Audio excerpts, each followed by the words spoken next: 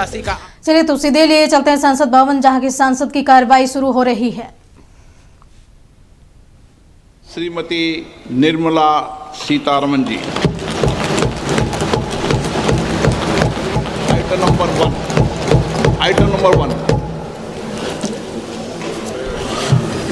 Sir, with your permission, I rise to lay on the table a copy each of the following papers, Hindi and English versions, under Article 281 of the Constitution, Report for 2026 to 2031, Volume 1, Main Report of the 16th Finance Commission. 2. Report for 2026-2031, Volume 2, Annexures of the 16th Finance Commission. Number 3. Explanatory memorandum as to the action taken on the recommendations contained in the above report. Item number 2, माननीय वित्त मंत्री निर्मला सीतारमन जी।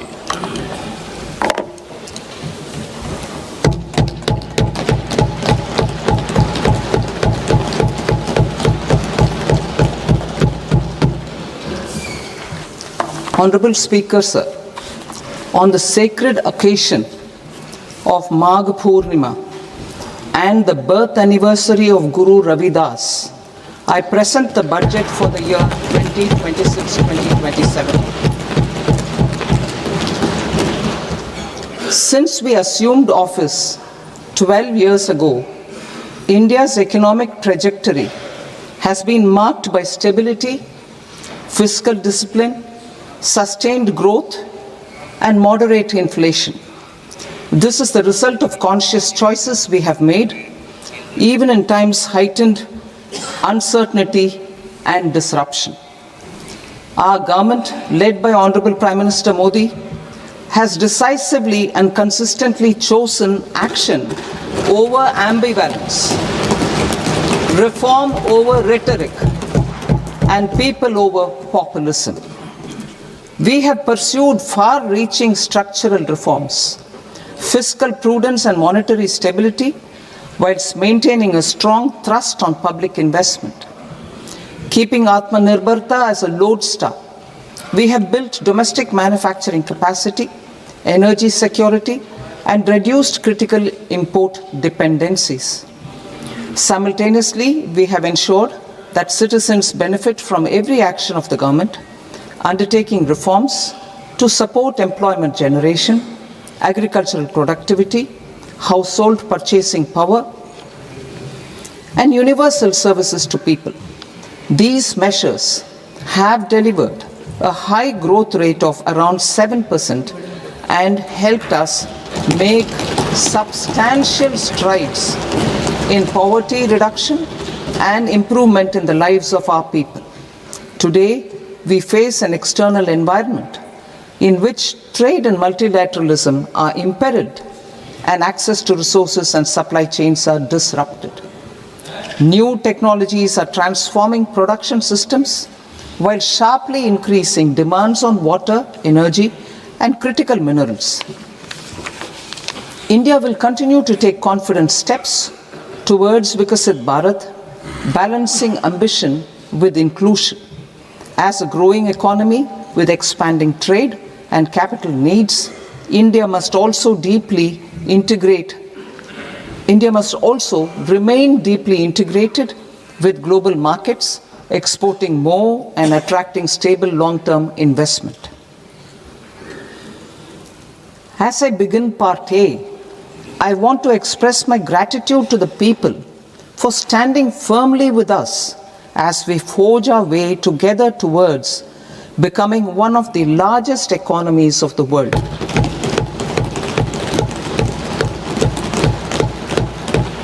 Our aim is to transform aspiration into achievement and potential into performance as we ensure that the dividends of growth reach every farmer, the scheduled caste, the scheduled tribes, the nomads, the youth, the poor, and the women.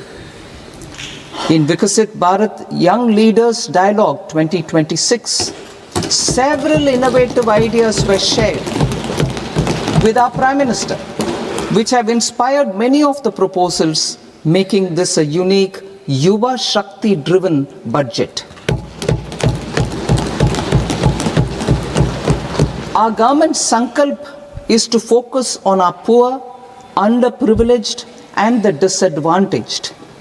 To deliver on this sankalp, and given that this is the first budget prepared in Kartavya Bhavan, we are inspired by three Kartavya.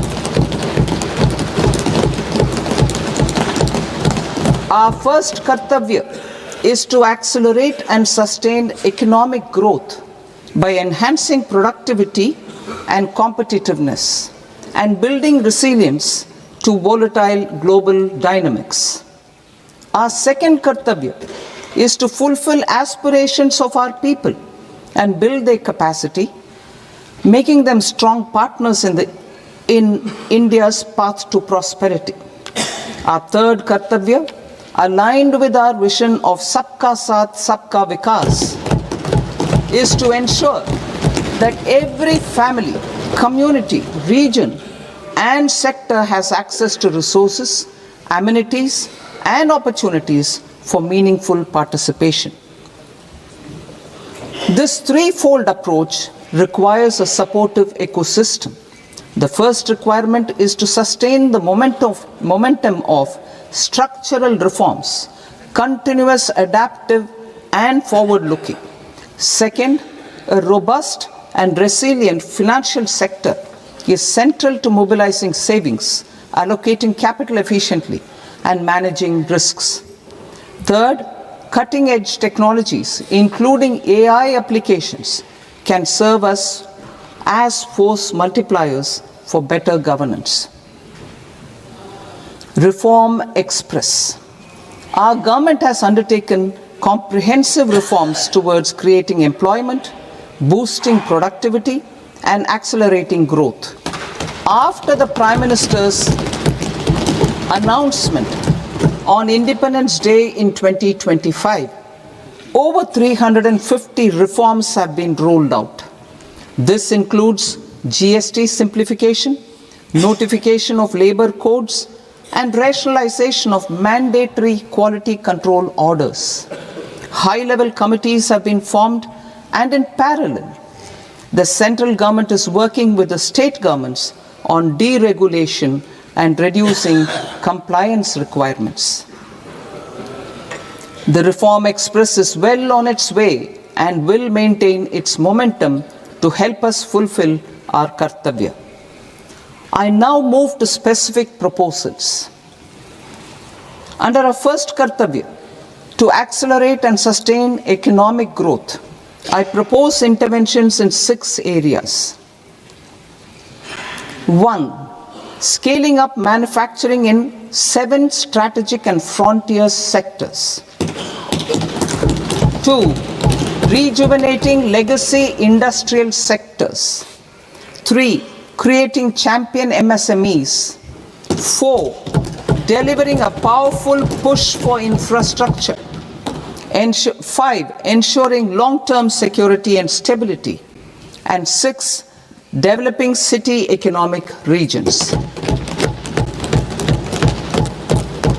Scaling up of manufacturing in 7 strategic and frontier sectors. Biopharma Shakti, meaning biopharma strategy for health advancement through knowledge, technology, and innovation. India's disease burden is observed to be shifting towards non-communicable diseases like diabetes, cancer, and autoimmune disorders. Biologic medicines are key to longevity and quality of life at affordable costs. To develop India as a global biopharma manufacturing hub,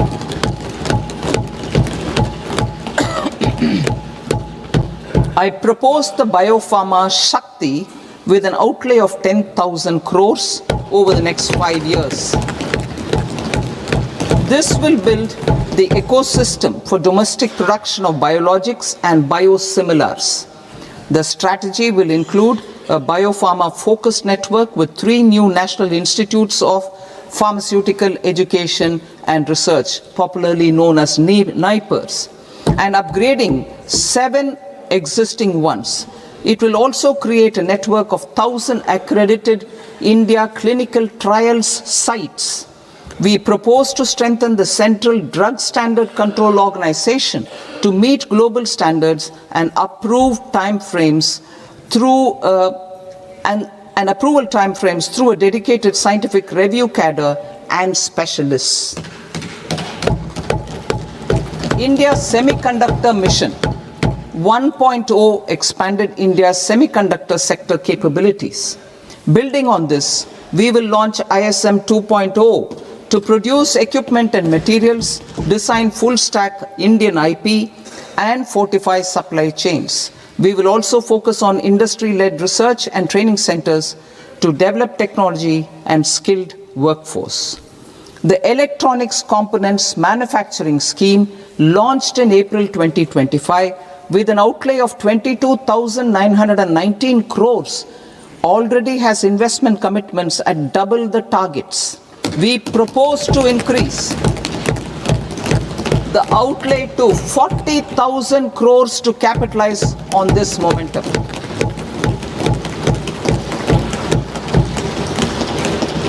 A scheme for rare earth permanent magnets was launched in 2025 November.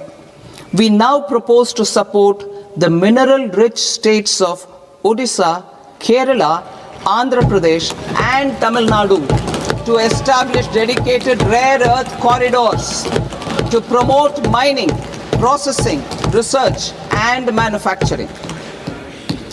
To enhance domestic chemical production and reduce import dependency, we will launch a scheme to support states in establishing 3 dedicated chemical parks through challenge route on a cluster-based plug-and-play model. Strong capital goods.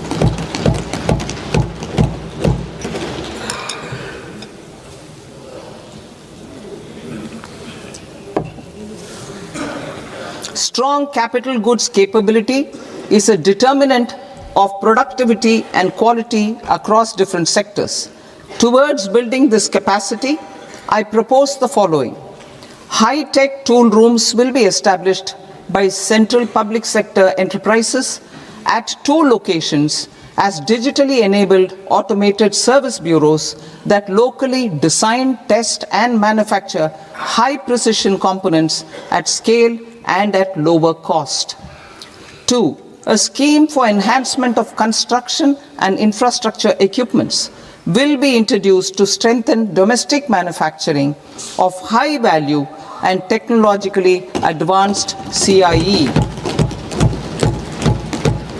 This can range from lifts in a multi-storied apartment or firefighting equipment in multiplexes, large or small, and to tunnel boring equipments for building metros and high-altitude roads.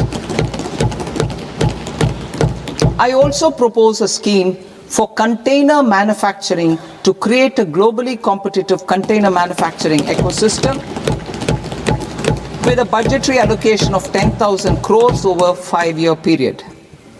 For the labor-intensive textile sector, I propose an integrated program with 5 subparts. 1. The National Fiber Scheme for self-reliance in natural fibers, such as silk, wool, and jute, man-made fibers, and new age fibers. Textile expansion and employment scheme to modernize traditional clusters with capital support for machinery, technology upgradation, and common testing and certification centers. 3. The National Handloom and Handicraft Program to integrate and strengthen existing schemes and ensure targeted support for weavers and artisans. Tex Eco Initiative to promote globally competitive and sustainable textiles and apparels. Samarth 2.0 to modernize the upgrade the textile skilling ecosystem through collaboration with industry and academic institutions. Further, I propose to set up mega textile parks in challenge mode. They can also focus on bringing value addition to technical textiles. I propose to launch the Mahatma Gandhi Gram Swaraj initiative to strengthen khadi, handloom and handicrafts.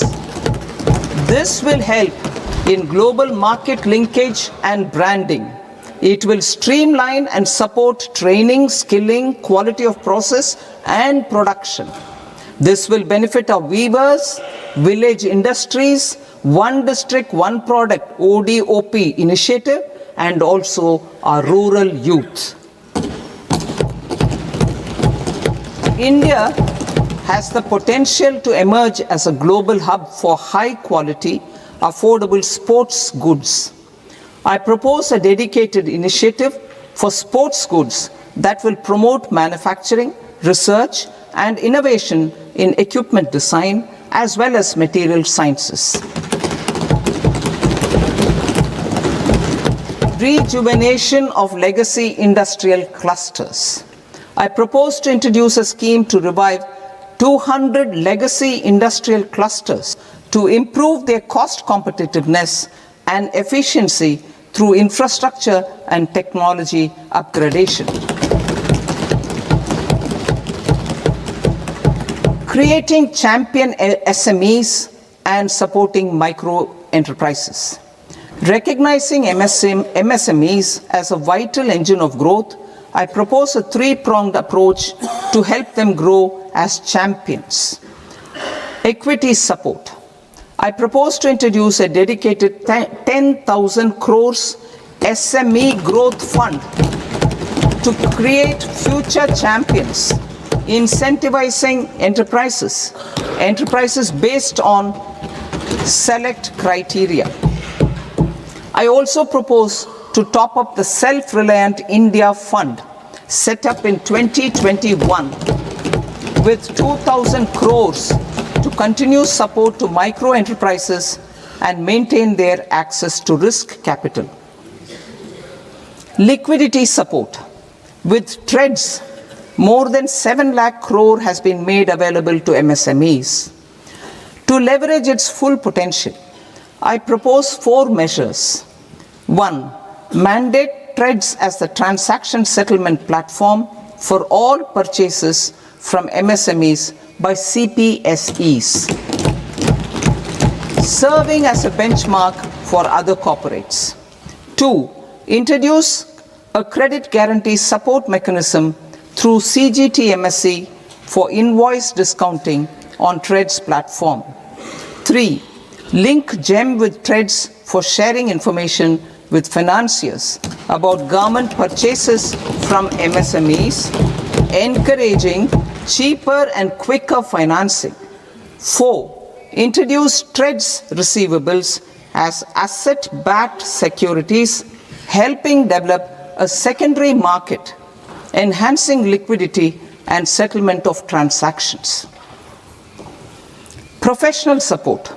Government will facilitate professional institutions such as the ICAI, ICSI, ICMAI to design short-term modular courses and practical tools to develop a cadre of corporate mitras, especially in Tier 2 and Tier 3 towns. These accredited para-professionals will help MSMEs meet compliance requirements at affordable costs. Infrastructure. During this past decade, our government has undertaken several initiatives for large-scale enhancement of public infrastructure, including through new financing instruments such as Infrastructure Investment Trust (InvITs) and Real Estate Investment Trust (REITs), and institutions like NIIF and NABFID. We shall continue to focus on developing infrastructure in cities with over 5 lakh population, that is Tier 2, Tier 3 cities, which have expanded to become growth centers. Public capital expenditure has increased manifold from 2 lakh crore in 2014-15 to an allocation of 11.2 lakh crore in BE 25-26. In this coming year, that is financial year 2026-27, I propose to increase it to 12.2 lakh crores to continue the momentum. To strengthen the confidence of private developers regarding risks during infrastructure development and construction phase, I propose to set up an infrastructure risk guarantee fund to provide prudentially calibrated partial credit guarantee to lenders. Over the years, RITES have emerged as a successful instrument for asset monetization. I propose to accelerate recycling of significant real estate assets of the CPSEs through the setting up of dedicated RITES.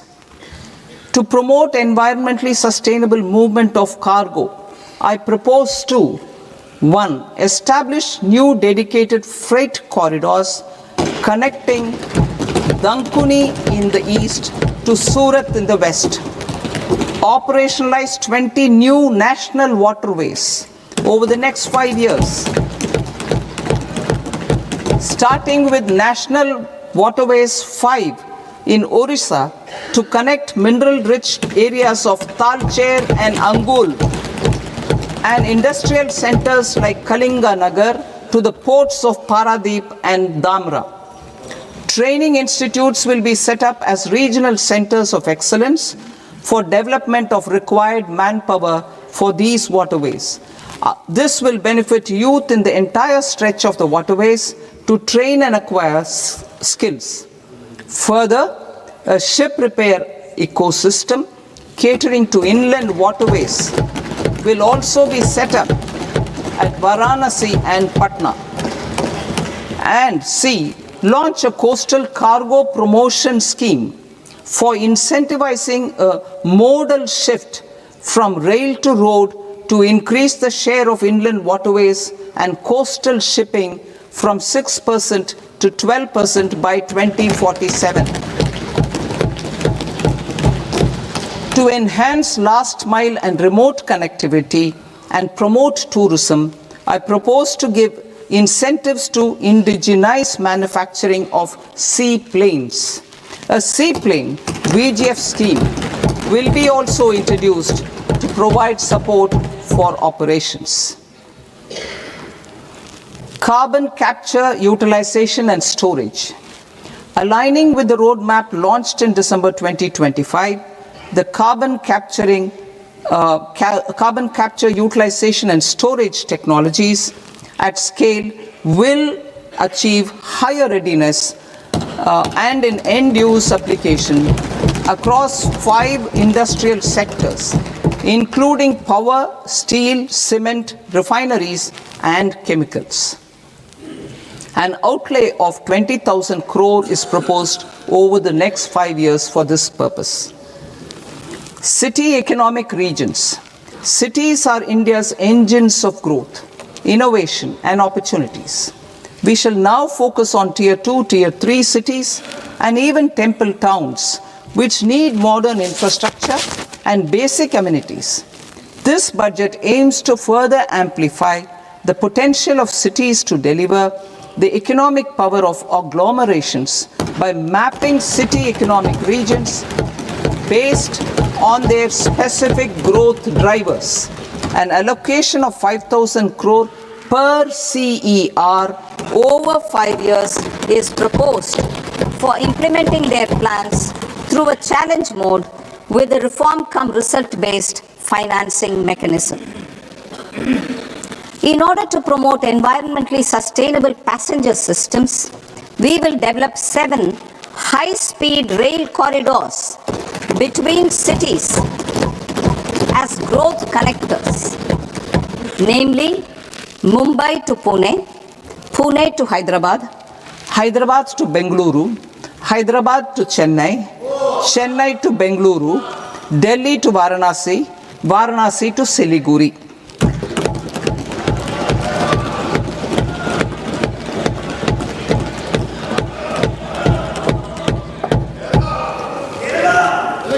Financial sector. The Indian banking sector today is characterized by strong balance sheet, historic highs in profitability, improved asset quality, and coverage exceeding 98% of villages in the country. At this juncture, we are well placed to futuristically evaluate the measures needed to continue on the path of reform-led growth of this sector. I propose setting up a high-level committee on banking for Vikasit Bharat. High-level committee on banking for Vikasit Bharat to comprehensively review the sector and align it with India's next phase of growth while safeguarding financial stability, inclusion, and consumer protection. The vision for NBFCs for Vikasit Bharat has been outlined with clear targets for credit disbursement and technology adoption in order to achieve scale and improve efficiency in the public sector NBFCs. As a first step, it is proposed to restructure the Power Finance Corporation and Rural Electrification Corporation.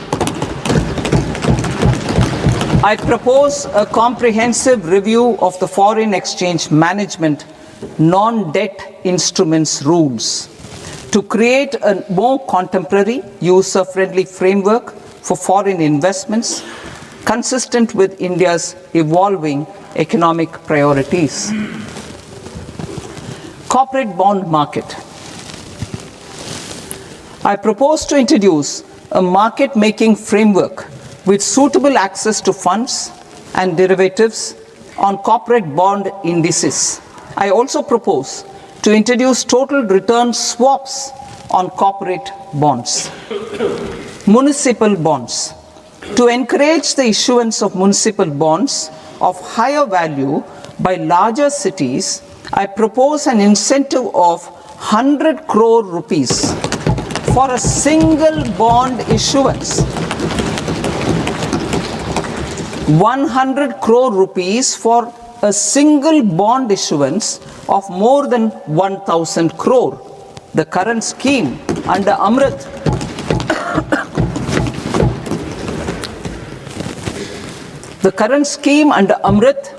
which incentivizes issuances up to 200 crores only, will also continue to support smaller and medium towns.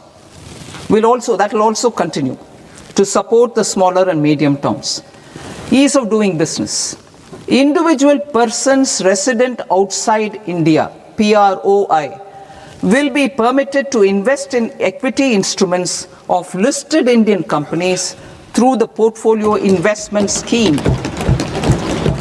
It is also proposed to increase the investment limit for an individual PROI under the scheme from 5% to 10%, with an overall investment limit for all individual PROIs to 24% from the current 10%. Emerging technologies including AI. 21st century is technology driven. Adoption of technology is for the benefit of all people. Farmers in the field, women in STEM, youth keen to upskill, and Divyangjan to access newer opportunities. The government has taken several steps to support new technologies through AI Mission, National Quantum Mission, Anusandhan National Research Fund, and Research and Development and Innovation Fund. Our second kartavya is to fulfill aspirations and build capacities. Close to 25 crore individuals have come out of multi-dimensional poverty through a decade of our government's sustained and reform-oriented efforts.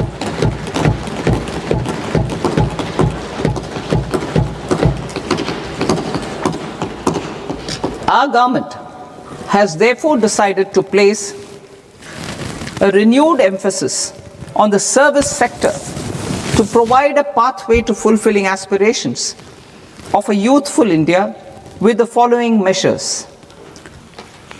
I propose to set up a high-powered Education to Employment and Enterprises Standing Committee to recommend measures that focus on services sector as a core driver of Viksit Bharat. This will make us a global leader in services with a 10% global share by 2047. The committee will prioritize areas to optimize the potential for growth, employment, and exports. They will also assess the impact of emerging technologies, including AI, on jobs and skill requirements and propose measures thereof.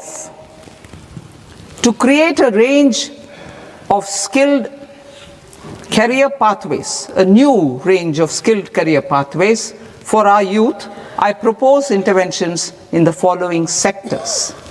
Health. Existing institutions for allied health professionals will be upgraded and new AHP institutions established in private and government sectors. This will cover 10 selected disciplines, including optometry, radiology, anesthesia, OT technology, applied psychology and behavioral health, and add 1 lakh AHPs over the next 5 years. A strong care system covering geriatric and allied care services will be built. A variety of NSQF aligned programs will be developed to train multi-skilled caregivers, combining core care and allied skills such as wellness, yoga, and operation of medical assistive devices. In the coming year, 1.5 lakh caregivers will be trained.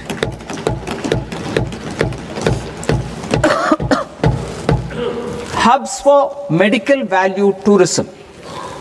To promote India as a hub for medical tourism services, I propose to launch a scheme to support states in establishing 5 regional medical hubs in partnership with the private sector. These hubs will serve as integrated healthcare complexes that combine medical, educational, and research facilities. They will have Ayush centers, medical value tourism facilitation centers, and infrastructure for diagnostics, post-care, and rehabilitation. These hubs will provide diverse opportunities, job opportunities for health professionals, including doctors and AHPs. Ancient Indian yoga, already respected in several parts of the world, was given a mass global recognition when Honorable Prime Minister took it to the UN. Post-COVID, Ayurveda gained a similar global acceptance and recognition. Exporting quality Ayurveda products helps farmers who grow the herbs and youth who process the products. To meet growing global demand, a few more steps are being taken. I propose to 1. Set up 3 new All India Institutes of Ayurveda. 2. Upgrade Ayush pharmacies and drug testing labs for higher standards of certification ecosystem and make available more skilled personnel. 3. Upgrade the WHO Global Traditional Medicine Center in Jamnagar to bolster evidence-based research, training, and awareness for traditional medicine. Animal husbandry. Livestock contributes to close to 16% of farm income, including of poor and marginal households.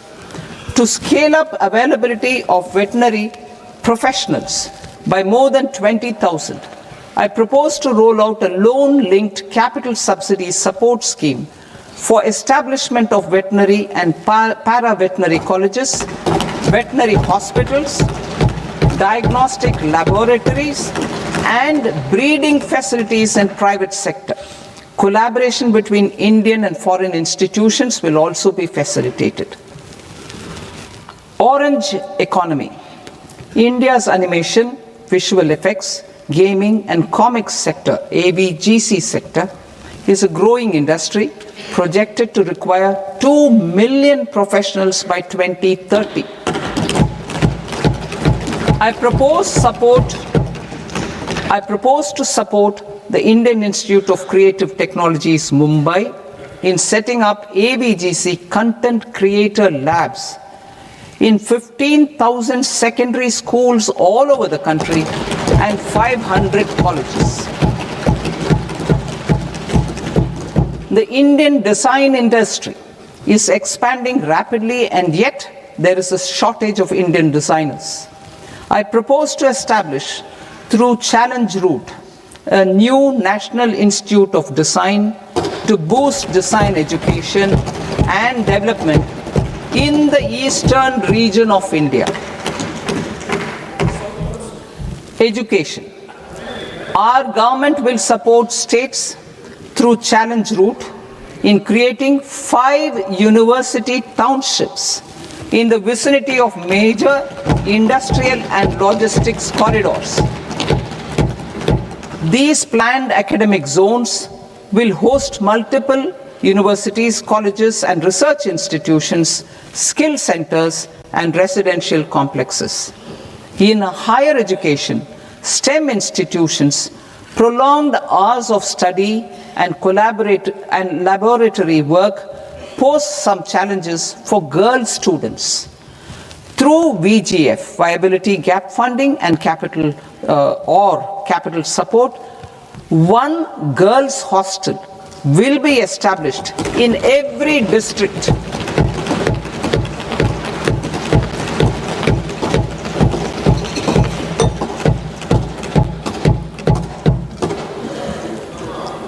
To promote astrophysics and astronomy via immersive experiences, 4 telescope infrastructure facilities will be set up or upgraded. The National Large Solar Telescope, the National Large Optical Infrared Telescope, the Himalayan Chandra Telescope, and the Cosmos 2 Planetarium. Tourism. The tourism sector has the potential to play a large role in the employment generation, forex earnings, and expanding the local economy. I propose to set up a National Institute of Hospitality by upgrading the existing National Council for Hotel Management and Catering Technology. It will function as a bridge between academia, industry, and government. I also propose a pilot scheme for upskilling 10,000 guides in 20 iconic tourist sites through a standardized, high-quality, 12-week training course in hybrid mode in collaboration with the Indian Institute of Management. A national destination digital knowledge grid will be established to digitally document all places of significance, cultural, spiritual, and heritage. This initiative will create a new ecosystem of jobs for local researchers, historians, content creators, and technology partners. India has the potential and opportunity to offer world-class trekking and hiking experience. We will develop ecologically sustainable mountain trails in Himachal Pradesh, Uttarakhand, and Jammu Kashmir. Also in Araku Valley in the Eastern Ghats and Podigai Malai in the Western Ghats. Turtle trails along key nesting sites in the coastal areas of Odisha Karnataka and Kerala. And 3. Bird watching trails along the Pulikat Lake in Andhra Pradesh, Tamil Nadu. It's on the border. Under the visionary leadership of Honorable Prime Minister, we established the International Big Cat Alliance in 2024. This year, India is hosting the first ever Global Big Cat Summit, where heads of governments and ministers from 95 range countries will deliberate on collective strategies for conservation. Heritage and culture tourism. I propose to develop 15 archaeological sites, including Lothal, Dolavira, Rakhi Gadi, Adichanallur, Saranath, Hastinapur, and Leh Palace into vibrant experiential cultural destinations. Excavated landscapes will be open to the public through curated walkways. Immersive storytelling skills and technologies will be introduced to help conservation labs, interpretation centers, and guides. The sports sector provides multiple means of employment, skilling, and job opportunities. Taking forward the systematic nurturing of sports talent, which is set in motion through the Khelo India program earlier, I propose to launch a Khelo India mission to transform the sports sector over the next decade. The mission will facilitate an integrated talent development pathway supported by training centers, which are foundational, intermediate, and elite levels. B, systematic development of coaches and support staff. C, integration of sports science and technology. D, competitions and leagues to promote sports culture and provide platforms. And E, development of sports infrastructure for training and competition. Our third Kartavya aligns with our vision of Sabka Saath, Sabka Vikas towards Vikasit Bharat. This requires targeted efforts for 1. Increasing farmer incomes through productivity enhancement and entrepreneurship, with special attention to small and marginal farmers. B. Empowering Divyangjan through access to livelihood opportunities, training, and high-quality assistive devices. C. Empowering the vulnerable to access mental health and trauma care. D. Focus on the Purvodaya states and the Northeast region to accelerate development and employment opportunities. Fisheries. We will undertake initiatives for integrated development of 500 reservoirs and Amrit Sarovars. 2. Strengthen the fisheries value chain in coastal areas and enable market linkages involving startups and women-led groups together with fish farmer producer organizations. Animal husbandry. To provide quality employment opportunities in rural and peri-urban areas, we will support the animal husbandry sector in entrepreneurship development through a credit-linked subsidy program, B, scaling up and modernization of livestock enterprises, C, enhanced creation of livestock, dairy, and poultry enhanced creation of livestock, dairy, and poultry-focused integrated value chains, and D, encourage creation of livestock farmer-producer organizations. High-value agriculture. To diversify farm outputs, increase productivity, enhance farmers' incomes, and create new employment opportunities, we will support high-value crops such as coconut, sandalwood, cocoa, cashew in the coastal areas, agar trees in northeast, and nuts such as almonds, walnuts, and pine nuts in our hilly regions. These, all of them, will be supported. India is the world's largest producer of coconuts. About 30 million people including nearly 10 million farmers, depend on coconuts for their livelihood. To further enhance competitiveness in coconut production, I propose a coconut promotion scheme to increase production and enhance productivity through various interventions, including replacing and non-productive trees with new saplings or plants or varieties in major coconut growing states.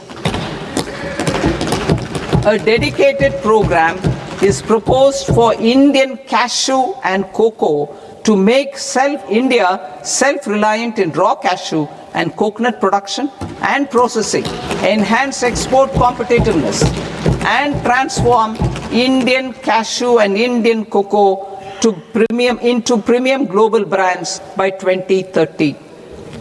Sandalwood. Sandalwood is closely linked to India's social and cultural heritage.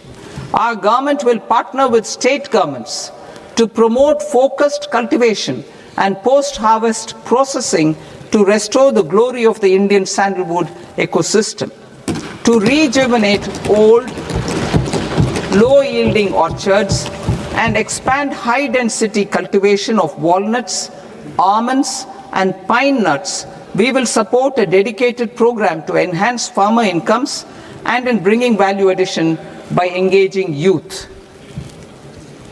Bharat Vistar, that is virtually integrated system to access agricultural resources. I propose to launch Bharat Vistar, a multilingual AI tool that shall integrate the AgriStack portals and the ICAR package on agricultural practices with AI systems. This will enhance farm productivity, enable better decisions for farmers, and reduce risk by providing customized advisory support. She Marts for rural women-led enterprises.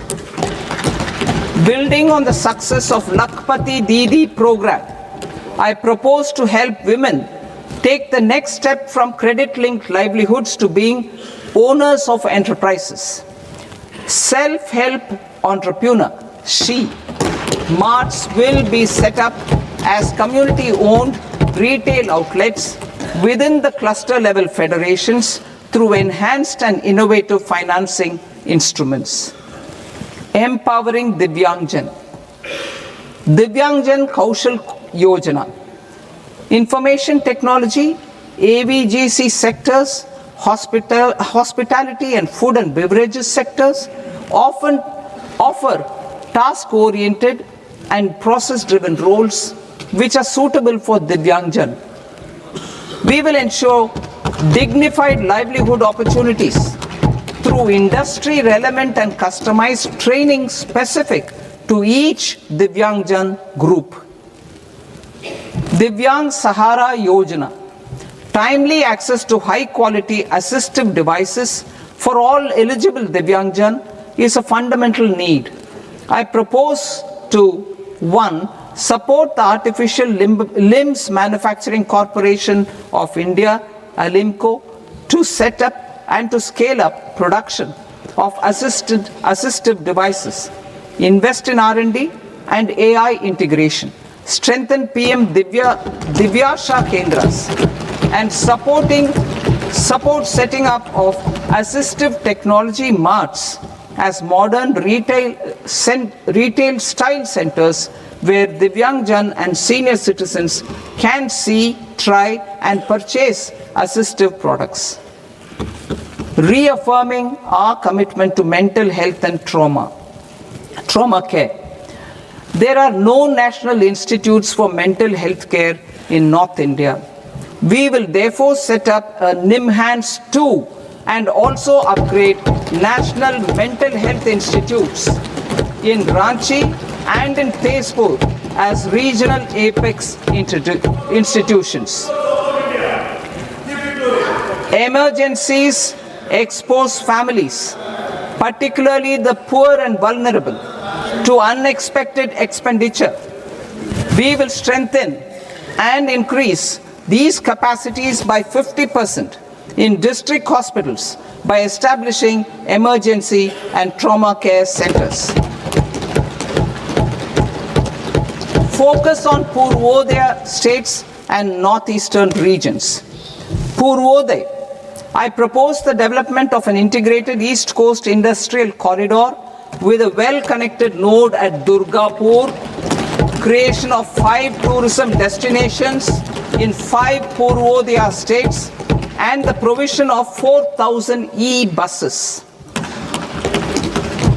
Buddhist sites in northeastern region. The northeastern region is a civilizational confluence of Theravada and Mahayana or Vajrayana traditions. I propose to launch a scheme for development of Buddhist circuits in Arunachal Pradesh, Sikkim, Assam, Manipur, Mizoram, and Tripura. The scheme will cover preservation of temples and monasteries, pilgrimage interpretation centers, connectivity, and pilgrim amenities. 16th Finance Commission. On 17th November 2025, the 16th Finance Commission submitted its report to the President. As mandated under Article 281 of the Constitution, the government is to lay the report along with the explanatory memorandum on the action taken report on the recommendations of the Commission in Parliament, which, Sir, Honourable Speaker, you've allowed me to do at the commencement of this session. The government has accepted the recommendation of the Commission to retain the vertical share of devolution at 41%. As recommended by the Commission, I have provided 1.4 lakh crores of rupees to the states for the year 2026-2027 as Finance Commission grants. These include rural and urban local body and disaster management grants. Fiscal consolidation. Government has been delivering on our fiscal commitments consistently without compromising on social needs. To strive towards accepted standards of fiscal management in Budget 25-26, I had indicated that the central government would target reaching a debt to GDP ratio of 50 plus or minus 1% by 2030-31.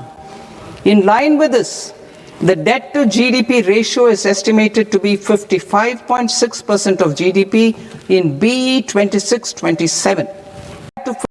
6.1% of GDP in RE 25-26.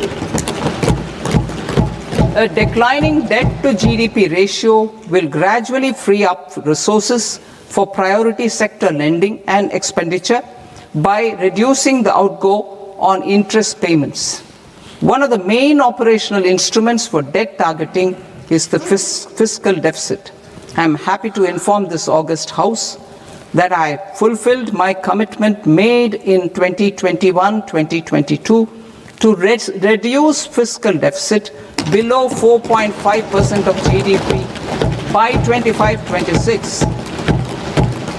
In RE 25-26, the fiscal deficit has been estimated at par with BE of 2025-26 at 4.4% of GDP. In line with the new fiscal prudence path of debt consolidation, the fiscal deficit in BE 26-27 is estimated to be 4.3% of the GDP.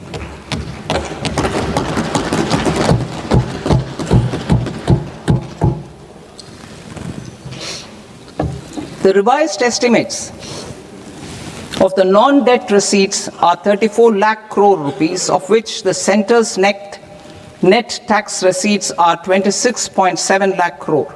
The revised estimate of the total expenditure is 49.6 lakh crore rupees, of which the capital expenditure is about 11 lakh crores.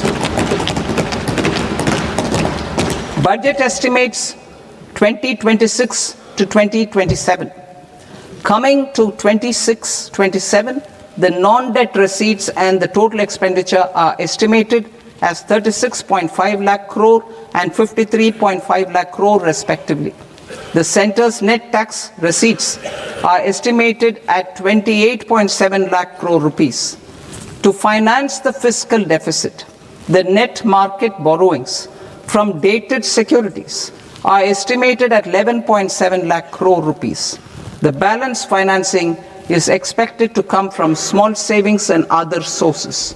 The gross market borrowings are estimated at 17.2 lakh crore rupees. I'll now move to Part B. Part B, direct taxes.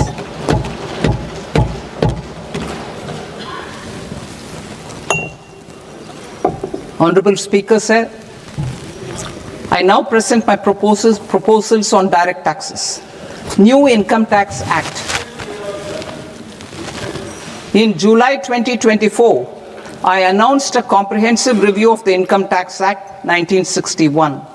This was completed in a record time, and the Income Tax Act 2025 will come into effect from 1st April 2026. The simplified income tax rules and forms will be notified shortly, giving adequate time to taxpayers to acquaint themselves with its requirements. The forms have been redesigned such that ordinary citizens can comply without difficulty. Ease of living. I propose that any interest awarded by the Motor Accident Claims Tribunal to a natural person will be exempt from income tax, and any TDS on this account will be done away with. I propose to reduce TCS rate on the sale of overseas tour program package from the current 5% and 20% to 2% without any stipulation of amount. I propose to reduce TCS rate for pursuing education and for medical purposes under the Liberalized Remittance Scheme, popularly known as LRS, from 5% to 2%. Supply of manpower services is proposed to be specifically brought within the ambit of payment to contractors for the purpose of TDS to avoid ambiguity. Thus, TDS on these services will be at the rate of either 1% or 2% only. I propose a scheme for small taxpayers wherein a rule-based automated process will enable obtaining a lower or nil deduction certificate instead of filing an application with the assessing officer. For the ease of taxpayer holding securities in multiple companies, I propose to enable depositories to accept Form 15G or Form 15H from the investor and provide it directly to various relevant companies. I propose to extend time available for revising returns from 31st December to up to 31st March with the payment of a nominal fee. I also propose to stagger the timeline for filing of tax returns. Individuals with ITR 1 and ITR 2 returns will continue to file till 31st July, and non-audit business cases or trusts are proposed to be allowed time till 31st August. TDS on sale of immovable property by a non-resident is proposed to be deducted and deposited through resident buyers and his or her PAN-based challan instead of requiring a TAN, which is a temporary accounting number.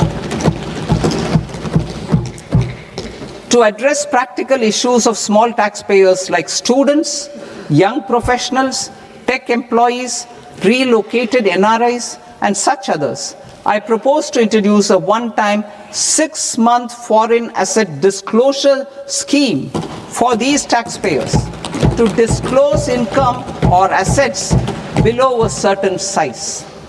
This scheme would be applicable for two categories of taxpayers, namely A, who did not disclose their overseas income or assets, and B, who disclosed their overseas income and or paid due tax but could not declare the asset acquired.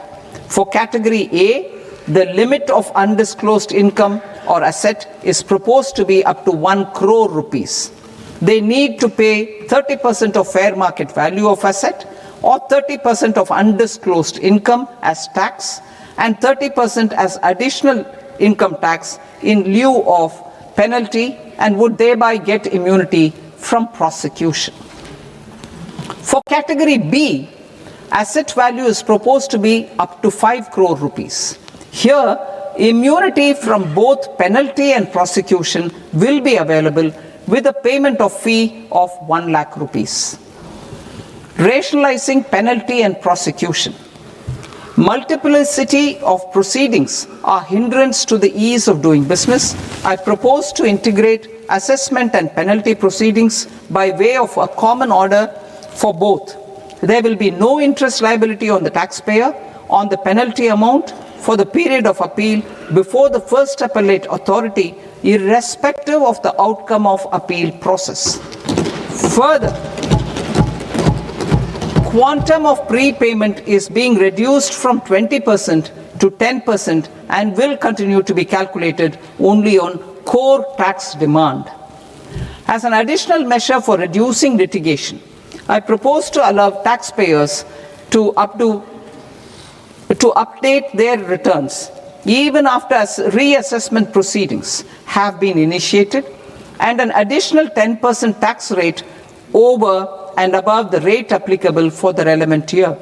The assessing officer will then use only this updated return in his proceedings. There is already a framework for immunity from penalty and prosecution in the cases of underreporting. I propose to apply this framework for immunity to misreporting too.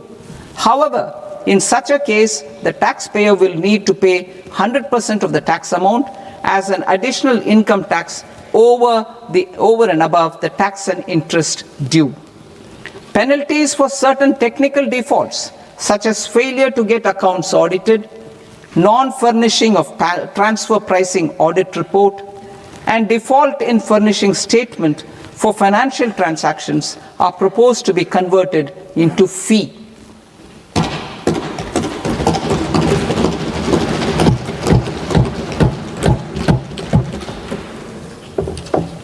I propose to rationalize prosecution framework under Income Tax Act while maintaining a careful balance for deterrence in some serious offense. Non-production of books of account and documents and requirement of TDS payment where payment is made in kind are being decriminalized. Further, minor offenses will attract fine only. The remaining prosecutions will be graded commensurate with the quantum of offense. They will entail only simple imprisonment with maximum imprisonment reduced to 2 years and power to courts to convert even those into fines. There is no penalty. There is no penalty presently for non-disclosure of non-immovable foreign assets with aggregate value less than 20 lakh rupees. I propose to also provide them with immunity from prosecution with retrospective effect from 1/10/2024.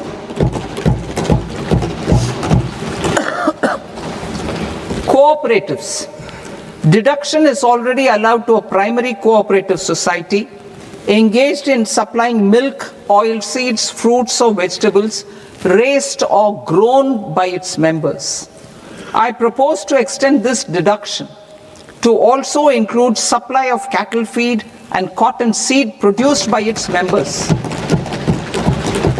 I propose to allow inter-cooperative society dividend income as deduction under the new tax regime to the extent it is further distributed to its members. I further propose to allow exemption for a period of 3 years to dividend income received by a notified national cooperative federation on their investments made in companies up to 31/1/2026. This exemption would be allowed only for dividends further distributed to its member cooperatives. Supporting IT sector as India's growth engine. India is a global leader in software development services, IT-enabled services, knowledge process outsourcing services, and contract R&D services relating to software development. These businesses and their segments are quite interconnected with each other. All these services are proposed to be clubbed under a single category of information technology services with a common safe harbor margin of 15.5% applicable to all.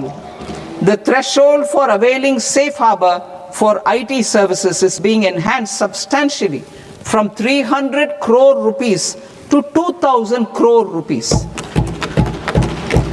Safe harbor for IT services shall be approved by an automated rule-driven process without any need for tax officer to examine and accept the application.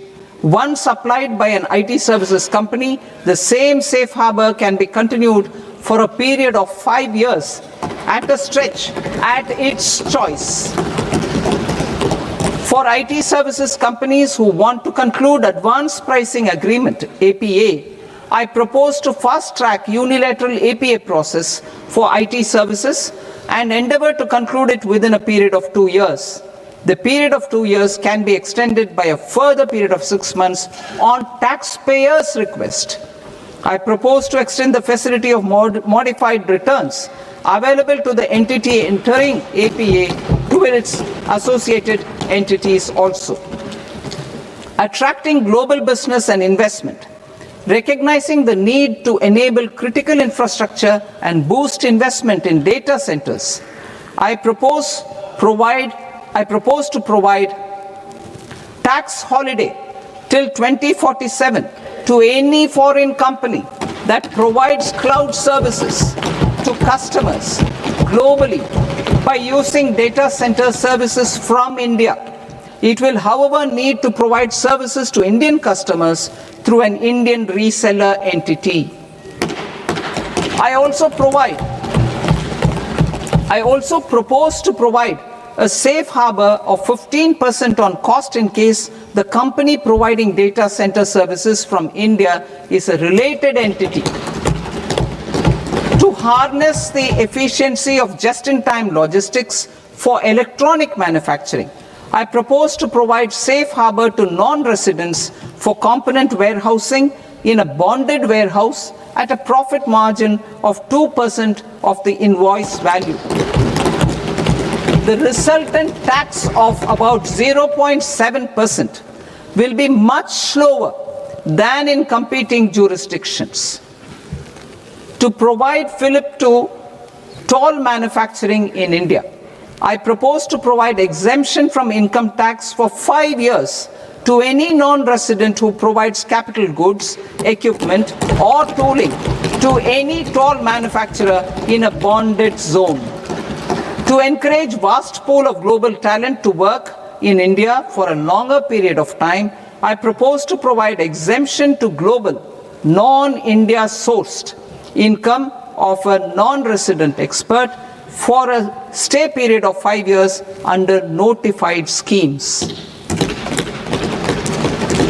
I propose to provide exemption from minimum alternate tax, the MAT, to all non-residents who pay tax on presumptive basis. Tax administration.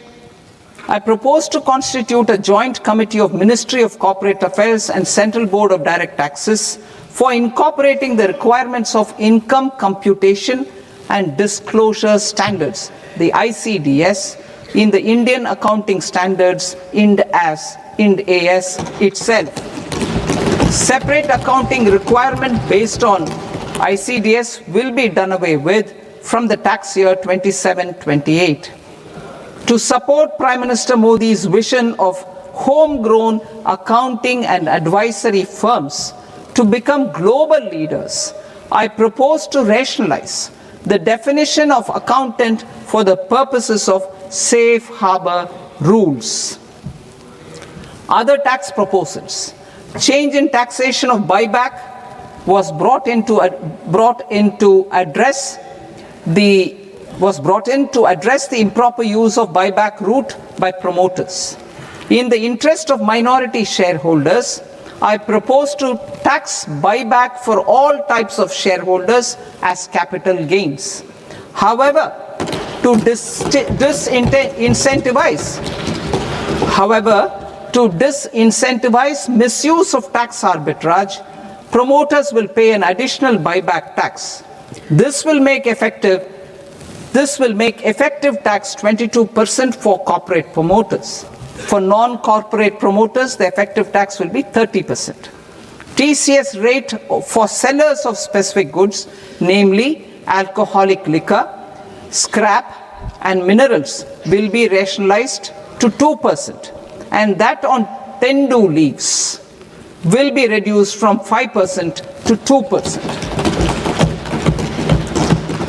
I propose to raise the STT on futures to 0.05% from the present 0.02%. STT on options premium and exercise of options are both proposed to be raised to 0.15% from the present rate of 0.1% and 0.125% respectively. We reformed the taxation landscape for corporates in 2019 by providing them a simplified regime with lower tax rate so that they could productively focus on business rather than on claim of deductions and exemptions. To encourage companies to shift to the new regime, set off of brought forward MAT credit, minimum alternate tax credit, is proposed to be allowed to companies only in the new regime. Set off using available MAT credit is proposed to be allowed to an extent of 1/4 of the tax liability in the new regime. MAT is proposed to be made final tax, so there will be no further credit accumulation from 1st April 2026. In line with this change, the rate of final tax is being reduced to 14% from the current MAT rate of 15%. The brought forward MAT credit of taxpayers accumulated till 30th March 2026 will continue to be available to them for set off as above. Indirect taxes. I shall now take up proposals related to indirect taxes. My proposals for customs and central excise aim to further simplify the tariff structure, support domestic manufacturing, promote export competitiveness, and correct inversion in duty. To continue weeding out long continuing customs duty exemptions, I propose to remove certain exemptions on items which are being manufactured in India or where the imports are negligible. Similarly, to further simplify the process of ascertaining the rate of duty applicable on a particular item, I propose to incorporate certain effective rates in various customs notifications to the tariff schedule itself. I shall now take up sector-specific proposals. Promotion of exports of marine, leather, and textile products. I propose to increase the limit for duty-free imports of specified inputs used for processing seafoods for export from the current 1% to 3% of FOB value of the previous year's export turnover. I also propose to allow duty-free imports of specified inputs, which is currently available for exports of leather or synthetic footwear, to exports of shoe uppers as well. I propose to extend the time period for export of final product from the existing 6 months to 1 year for exporters of leather or textile garments, leather or synthetic footwear, and other leather products. Energy transition and security.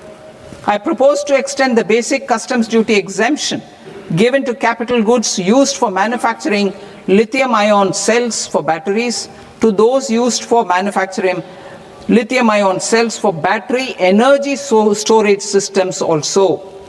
I propose to exempt basic customs duty on import of sodium antimonate for use in manufacture of solar glass. Nuclear power. I propose to extend the existing basic customs duty exemption on imports of goods required for nuclear power projects till the year 2035 and expand it for all nuclear plants irrespective of their capacity. Critical minerals. It is proposed to provide basic customs duty exemption to the import of capital goods required for the processing of critical minerals in India. Biogas blended CNG. I propose to exclude the entire value of biogas while calculating the central excise duty payable on biogas blended CNG. Civil and defense aviation. I propose to exempt basic customs duty on components and parts required for the manufacture of civilian training and other aircrafts. It is proposed to exempt basic customs duty on raw materials imported for the manufacture of parts of aircraft to be used in maintenance, repair, or overall requirements by units in the defense sector. Electronics. To deepen value addition in the consumer electronics sector, I propose to exempt basic customs duty on specified parts used in the manufacture of microwave ovens. Special economic zone. To address the concerns arising about utilization of capacity by manufacturing units in the special economic zones due to global trade disruptions, I propose as a special one-time measure to facilitate sales by eligible manufacturing units in SEZs to the domestic tariff area at concessional rates of duty. The quantity of such sales will be limited to a prescribed proportion of their exports. Necessary regulatory changes will be undertaken to operationalize the measures while ensuring level playing field for the units working in the DTA. Ease of living. To rationalize the customs duty structure for goods imported for personal use, I propose to reduce the tariff rate on all dutiable goods imported for personal use from 20% to 10%.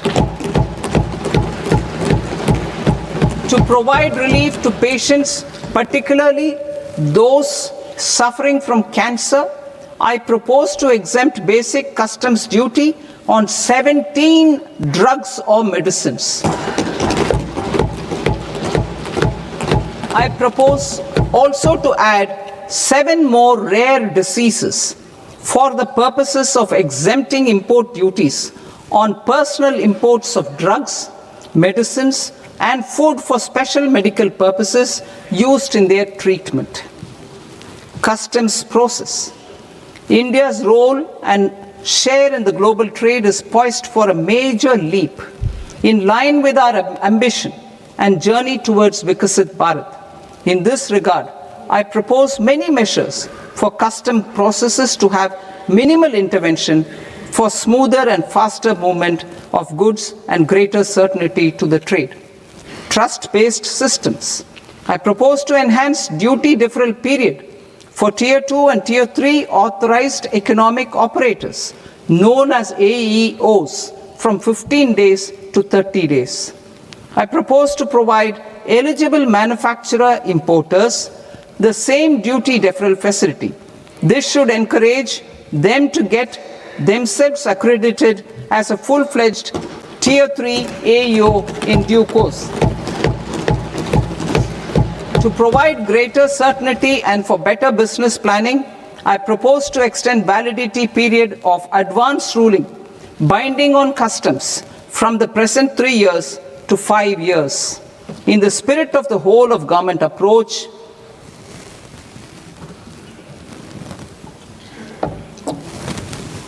government agencies will be encouraged to leverage AEO accreditation for preferential treatment in clearing their cargo.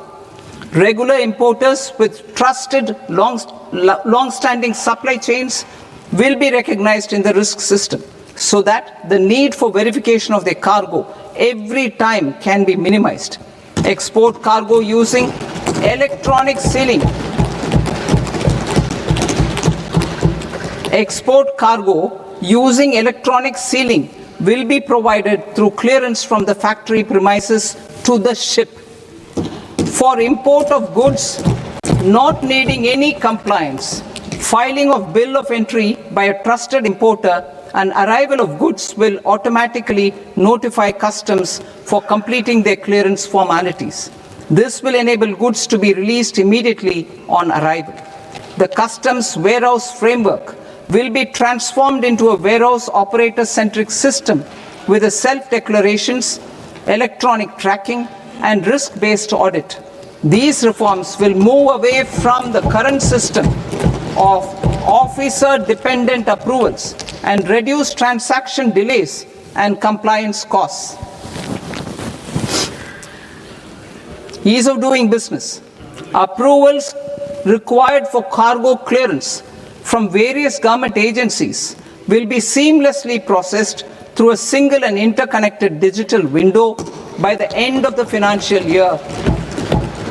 Processes involved in clearance of food, drugs, plant, and animal and wildlife products, accounting for about 70% of interdicted cargo, will be operationalized on this system by April 2026 itself. For goods not having any compliance requirement, clearance will be done by customs immediately after online registration is completed by the importer, subject to the payment of duty. Customs integrated system will be rolled out in 2 years as a single integrated and scalable platform for all customs processes. Utilization of non-intrusive scanning with advanced imaging and AI technology for risk assessment will be expanded in a phased manner with the objective to scan every container across all the major ports. New export opportunities to support Indian fishermen to fully harness the economic value of marine resources beyond our territorial waters. The following measures will be taken. A. Fish catch by an Indian fishing vessel in exclusive economic zone or on the high seas will be made free of duty. Landing of such fish on foreign port will be treated as export of goods. Safeguards will be put in place to prevent misuse during fish catch, transit, or transshipment. To support aspirations of India's small businesses, artisans, and startups to access global markets through e-commerce, I am pleased to announce complete removal of the current value cap of 10 lakh rupees per consignment on courier exports. In addition, handling of rejected and returned consignments will be improved with effective use of technology for identifying such consignments. I propose to revise provisions governing baggage clearance during international travel to address genuine concerns of passengers. The revised rules will enhance duty-free allowances in line with the present-day travel realities and provide clarity in temporary carriage of goods brought in or taken out. There are honest taxpayers who are willing to settle disputes by paying all their dues, but they get deterred due to negative connotation associated with penalty. I they will now be able to close cases by paying an additional amount in lieu of penalty. Honorable Speaker, sir, with this, I commend the budget to this august House. Jai Hind.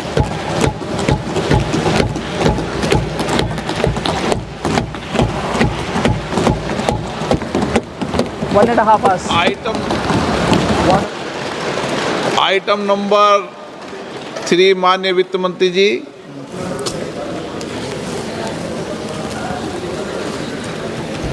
Item number 2, sir. 3। 3.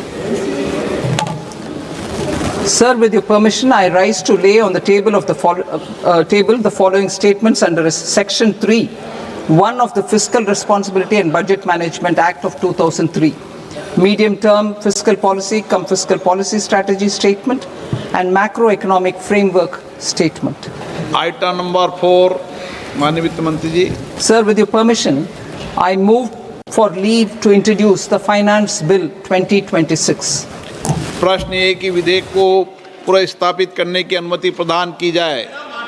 जो सदस्य इस पक्ष में हाँ गए, जो सदस्य विरोध में ना गए, मेरे विचार में निर्णय हाँ वालों के पक्ष में, हाँ वालों के पक्ष में अनुमति प्रदान की जाती है। माननीय मंत्री जी, अब विधेयक पूरे स्थापित करें। Sir, I introduce the bill. माननीय सदस्यगण, आपको सूचित किया जाता है कि माननीय वित्त मंत्री जी के बजट भाषण की कॉपी पब्लिकेशन काउंटर पर ली जाती है। बजट भाषण और बजट से संबंधित दस्तावेज आपके मोबाइल फोन और मेंबर पोर्टल्स पर ही उपलब्ध है। सभा की कार्रवाई कल सोमवार दिनांक 2 फरवरी 2026 को प्राप्त 11 बजे तक के लिए स्थगित की जाती है।